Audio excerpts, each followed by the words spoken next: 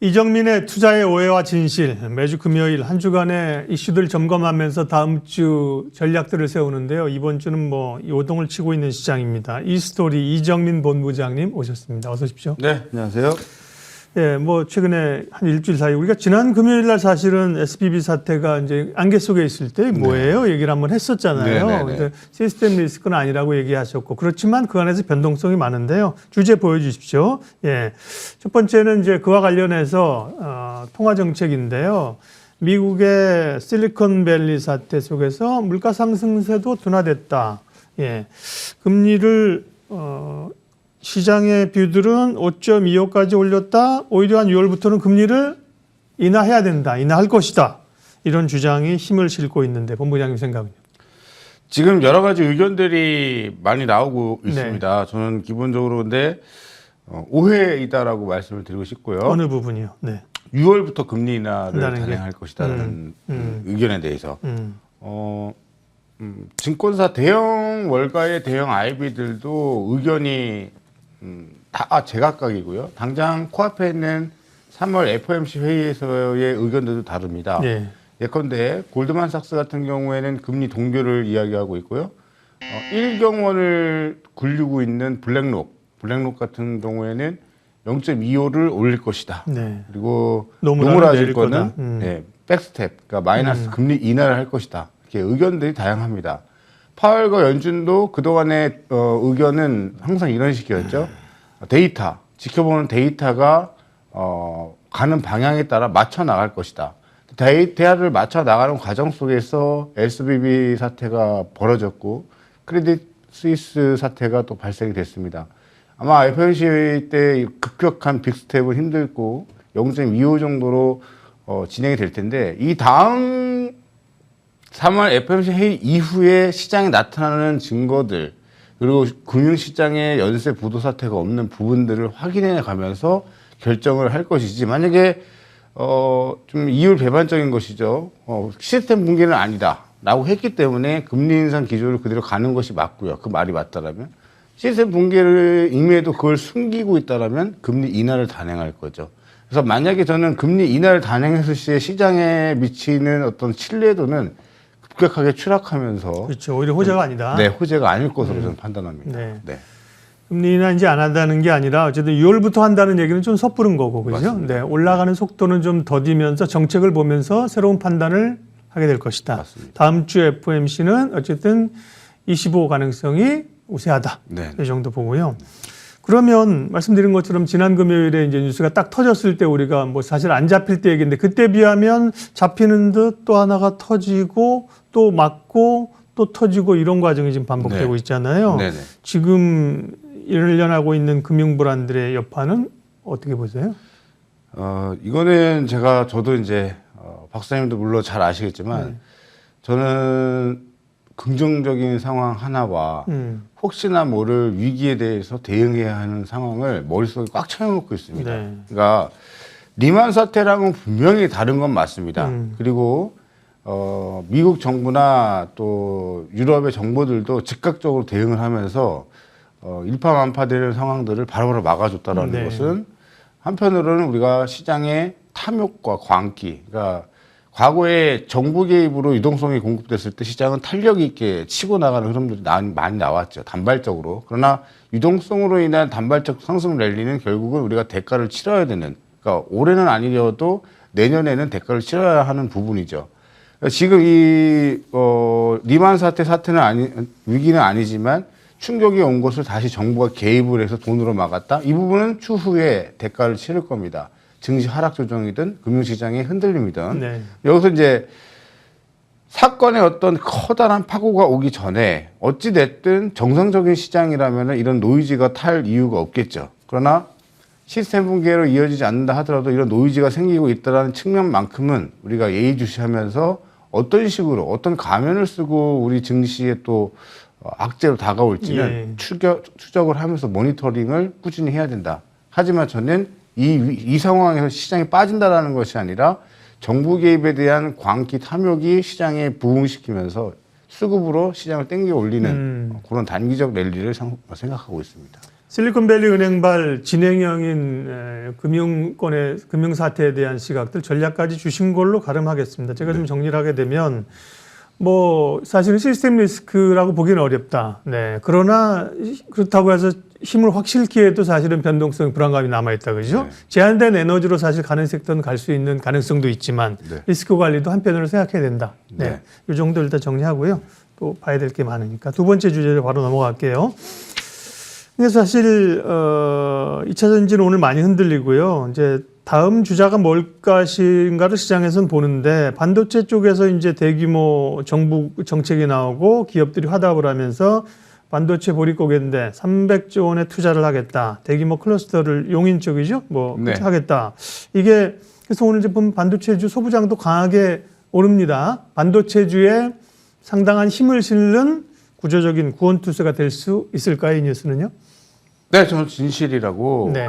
말씀을 드리고 싶고, 이 반도체 쪽은 뭐 사실 2분기에 업황 바닥이 이제 찍히면서 터닝 포인트가 나오기 때문에 지금부터가 바닥이라는 의견이 나왔는데 주가를 올릴 수 있는 모멘텀이 좀 부족했던 게 사실이고, 그렇죠. 예. 또 바이든 정부에서 우리 정부를 도와주지 않고 있었던 부분들. 근데 저는 이제 주가가 그런 측면에 맞춰서 너무 못 올라가고 쉬고 있었던 섹터가 바로 반도체였죠. 네. 근데 대형 장사는 아니다 보니까 오늘 같은 경우에 소부장 위주로만 일단은 강하게 치고 갑니다. 또 OLED 관련 섹터들 그리고 반도체 소부장 섹터들 포함해서 전체적으로 IT라는 문구를 달고 있는 섹터들은 다 강한 모습을 보이고 있고, 여기서 중요한 건 이겁니다. 300조를 1년에 15조 원씩 해서 20년간 투자를 하는 건데 용인에다가 하는 거예요. 네. 자, 이 부분은 먼 미래에 있는 규모이고 20년이라는 세월 동안 투자하겠다는 부분이기 때문에 장기 어떤 모멘텀이 될 수 있지만 이것이 단발적으로 주가를 계속 땡겨 올리기에는 저는 다소 좀 맞지가 않아요. 오히려 삼성전자의 재고 물량이 줄어드는 현상이 눈에 포착이 된다면 그것이 단기적으로 더 급등할 수 있는 포인트라고 봅니다. 그래서 지금 오랫동안 쉬고 있었던 섹터의 어떤 담비 같은 모멘텀이 저는 드리워진 것으로 보고 있고, 이것을 인해서 반도체 쪽이 반등 기조가 유지되고 있는 것이지 너무 300조 투자에 대한 과몰입으로 엄청난 뭐 2차 전지와 같은 폭등 장세가 나타난다고는 저는 보지는 않는 시각이 좋을 것 같다, 이렇게 말씀을 드립니다. 좋은 시각이십니다. 중심 잡힌, 그렇죠? 네네. 정부에서 뭐 300조 원 투자한다, 이제 간다, 뭐 그런 뉴스 사실 우리가 한두 번 본 건 아니지 않습니까? 네. 정책은 항상 장밋빛을 제시하는데 맞습니다. 그게 이제 실현되기까지는 시간이 있다. 그러면 투자자들은 주가 올라가는 건 좋지만 워워 하면서 다른 생각도 차분히 해봐야 된다. 네네. 예를 들면 하이닉스 같은 경우는 6%예요. 많이 떨어졌으니까 올라오는데 네. 그러면 지금 말씀하신 게 핵심인데 이것 때문에 반도체주가 뭐 메모리 업체든 소재든 부품 장비든 다 가는 구조는 아니다. 그렇죠. 그러면 이제 포커스를 맞춰야 되는데 어쨌든 지금은 삼성의 투자, 비메모리 시스템 이런 쪽이 포커스인 거죠. 네네. 시스템이 일단 중심이고 메모리는 재고가 좀 주는 모습이 체크가 돼야 됩니다. 네. 그러나 주가는 이미 다 선반영이 되어 있다는 말씀을 반도체 이슈가 나올 때마다 또 우리가 또 이야기를 해드렸듯이 이거죠. 그러니까 중장기적으로 반도체를 보유하고 있던 분들이 2차 전지 지금 꼭대기 올라가고 있는 거를 내 걸 팔아서 저쪽으로 넘어가는 것이 아니라 순서는 좀 뒤처지고 순번이 아직 안 왔을 때 포기하지 마시고 기다리셔라. 제자리에 기다리면 내 종목에 순번이 온다라는 의견을 계속 드려왔고 지금도 마찬가지다. 그러나 너무 확대 해석은 하지 마시고 반등은 즐기시되 300조야 엄청 폭등할 거야 이런 상상을 하지 않으시는 게 좋다. 그냥 점진적인 우상향으로 가는 파동으로 반도체 그동안 힘드셨던 분들은 그런 관점으로 끝까지 용기 내시면서 보유 강단 유지하셨으면 좋겠습니다. 그럼 반도체 가운데서 늘 뭐 이렇게 우리가 이제 대충 그러진 않습니다. 그러면 이제 말씀하신 걸로 해서 반도체 가운데 어떤 기업이 지금 시장에서 좀 더 매력적이나 조금 종목 압축해 주실 수 있습니까? OLED TV 삼성의 OLED 투자 이슈. 그 네. OLED는 애플하고도 이제 맞물리거든요. 네. 디스플레이를 전부 OLED로 바꾸겠다. 그래서 오늘 같은 날 뭐 원익 IPS 굉장히 강한 모습으로 진행이 되고 있는데 저는 OLED 관련주들을 좀 눈여겨 보시는 흐름 제안드리고 싶고 PCB 업체들이 또 많이 눌려 있습니다. 오늘 같은 날 이제 네. 심텍이 정말 괜찮은 회사인데 주가가 웬만큼도 탄력이 없이 움직이다가 땡겨 올려가는 이제 상황들이 나타나고 있거든요. 그래서 Apple PCB 관련 섹터들, 심텍, 코리아 서키트, 뭐 이수페타시스는 다 잘 아시겠지만 챗 GPT 이슈로 움직이고 있고 이런 과정들 속에서 저는 중심 잡기보다 아마 현금이 좀 부족하신 게 더 많으실 겁니다. 근데 내가 보유한 종목이 IT이고 또 괜찮은 또 소부장 섹터나에 있는 종목이라면 일단은 이 반등을 이용해서 기다리시는 게 맞다. 섣불리 종목 교체하지 마시고 보유하고 있는 IT 섹터가 있다라면 IT 전반적으로 반등이 나올 테니 예. 보유를 하시는 전략을 제안드리고 싶습니다. 말씀하신 반도체, IT 세트 업체 이런 데가 사실 다음 순번을 좀 기다리고 있는 거죠, 그죠? 네. 예, 다음 또 오해하신 세 번째 내용 보겠습니다. 로봇 사업에 진심을 보이는 삼성전자. 네, 뭐 레인보우 로보틱스가 가장 선두에 있는 거고요. 2차 전지 이을 주도주로 로봇이 부상할까 주제인데 로봇 얘기하기 전에 2차 전지의 뒤를 이을 주도주가 로봇일까가 아니까 2차 전지 얘기를 잠깐만 먼저 하고 갈게요. 왜냐하면 지금 오늘 2차 전지는 급락이거든요. 에코프로가 9% 밀리면서 대표적인 상징적인 종목 아닙니까? 그동안 밀릴 거를 시장에서 많이 얘기했다. 그러나 정작 이렇게 밀리면 또 불안하다.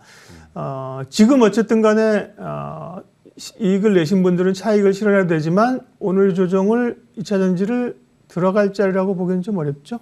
들어갈 자리라고 보기도 힘들지만 오늘 조정으로 2차 전지가 끝났다라고 보기도 힘듭니다. 왜냐하면 지금 유럽의 이슈 때문에 2차 전지가 흔들리는 것 같지만 전반적으로 추가 상승이 나올 시에 경고 딱지나 주의 딱지가 들어가야 하는 높은 상승률이 유지되고 있었던 거예요. 그러니까 그걸 막기 위한 주가 누르기고 유럽에서 나온 CRMA 이슈는 오히려 그걸 하기 위한 좋은 명분이었다. 어찌 보면 호재의 소멸이라는 말도 되겠죠.